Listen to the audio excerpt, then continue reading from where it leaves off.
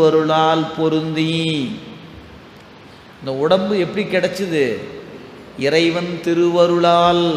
இந்த சொல் ரொம்ப முக்கியங்க. இருவினையின் தன்மைகளுக்கு ஈடான யாக்கை அண்ணல் அருளால் நன்னி. நீங்கள் கண்ணாடியை பார்க்கும்போதெல்லாம் நினைக்கணும், இந்த உடம்பு அவன் கொடுத்த கொடை. எதை வச்சு கொடுத்தாரு? நாம் என்ன பாவம் செஞ்சோம், என்ன புண்ணியம் செஞ்சோன்னு ரெண்டையும் எடுத்து பார்த்தாரு. அந்த ரெண்டையும் கலந்து இந்த உடம்பை டிசைன் பண்ணியிருக்கிறார். தலையிலிருந்து கால் வரைக்கும் நம்முடைய உறுப்பின் ஒவ்வொரு அங்கங்களும் அவன் வினைக்கு தக்கவாறு வடிவமைத்திருக்கிறான். ஒரு பொறியாளர் 1 கோடி ரூபாய்க்கு வீடு கட்டுவார், 10 லட்சத்துக்கு வீடு கட்டுவார்.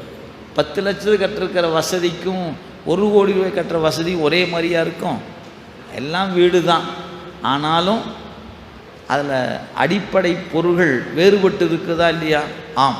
இங்கே சோபா இருக்கும், அப்புறம் இங்கே அது இதுக்கு தக்கவாறு எல்லாம் வச்சுருப்பார். அதே 10 லட்சத்தில் வீடு கட்டி கொடுத்தா எப்படி கட்டி கொடுத்துருப்பார்?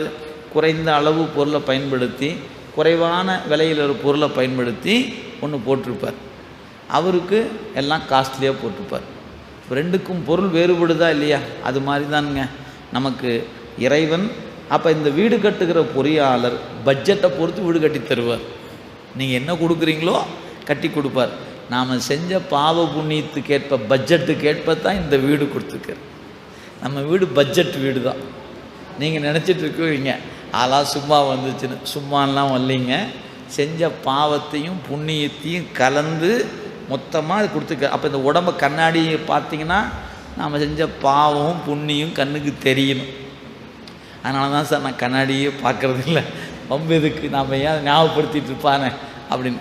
உண்மையிலேயே பாவம் புண்ணியத்துக்குமான வடிவம் தான் இந்த உடம்பு.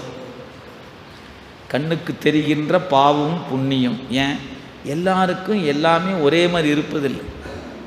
ஏதாவது ஒரு குறைபாடும் ஒரு நிறையும் இந்த உடம்பில் வச்சிருக்கிறார். நிறை இருப்பதெல்லாம் புண்ணியத்தினால் வாய்க்கப்பட்டது, குறையுடையதெல்லாம் பாவத்தினால் வாய்க்கப்பட்டது. அவ்வளோதான். இதுக்கு நீங்கள் ஜோசிக்காரெலாம் வேண்டியதில்லை, டாக்டர்லாம் ஒருத்தர் வேண்டியதில்லை. புத்தகம் போதும். படித்து பார்த்தோமா, ஆமாய்யா இது இருக்குது, இது இப்படி இருக்குது, சரி இது புண்ணியத்தினால் இது பாவத்தினால், சரி திருச்சிற்றம்பலம் ரெண்டும் செஞ்சுருக்கிறதுன்னு தெரியுது. ஏன் எனக்கு எல்லாமே நல்லா இல்லையே, நல்லதும் கெட்டதும் நல்லதும் கெட்டதும் மாறி மாறித்தானே வருது நமக்கு. அப்போ ரெண்டுமே மாறி மாறி இருக்குதுன்னா நான் ரெண்டையும் மாறி மாறி செய்திருக்கிறேன் என்பது கருத்து. அதனால் சொன்னார், இருவினையின் தன்